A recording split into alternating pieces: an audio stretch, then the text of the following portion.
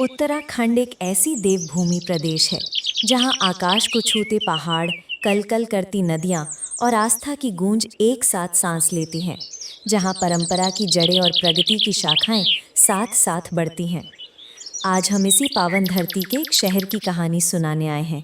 एक ऐसी कहानी जो विकास की दौड़ और प्रकृति की पुकार के बीच झूल रही है। ये वही प्रयागराज था जहां गंगा, यमुना और अदृश्य सरस्वती का संगम होता था। वर्षों से ये शहर इंसानों की आस्था और विश्वास का प्रतीक रहा है। पर आज गंगापुत्र की आंखों में एक अजीब सी बेचैनी थी। सदियों से उसने इन नदियों को देखा था, पर आज बादलों का ये रूप कुछ अलग ही कहानी कह रहा था। दूर, बहुत दूर, पहाड़ों की गोद में जहां गंगा का उद्गम है, इंसान ने लालच की एक नई कहानी लिखनी शुरू कर दी थी।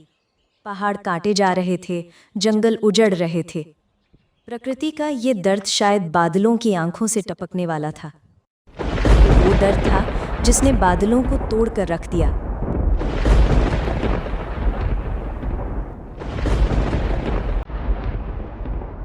पहाड़ रोए और उनके आंसू बादलों की बेचैनी बन गए।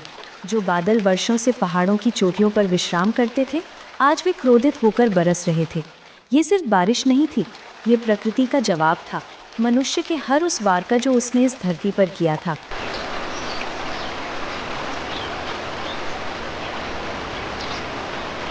शहर की नींद टूटी और अब बहुत देर हो चुकी थी।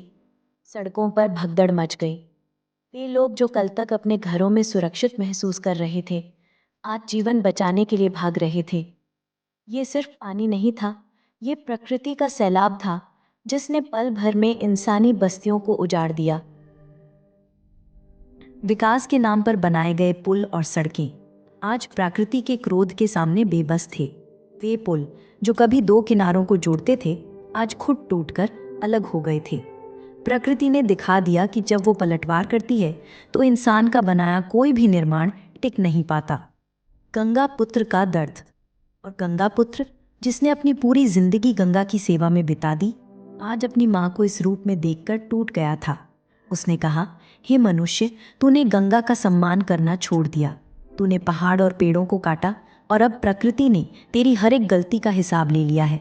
ये सिर्फ पानी नहीं, तेरी गलतियों का परिणाम है। प्रकृति ने हमें एक सबक सिखाया था, एक ऐसा सबक जिसकी कीमत बहुत भारी थी। ये घटना हमें याद दिलाती है कि हम इस धरती के मालिक नहीं, बल्कि इसके संरक्षक हैं। अगर हम आज भी नहीं जागे तो अगला सैलाब शायद इससे भी ज्यादा भयानक होगा।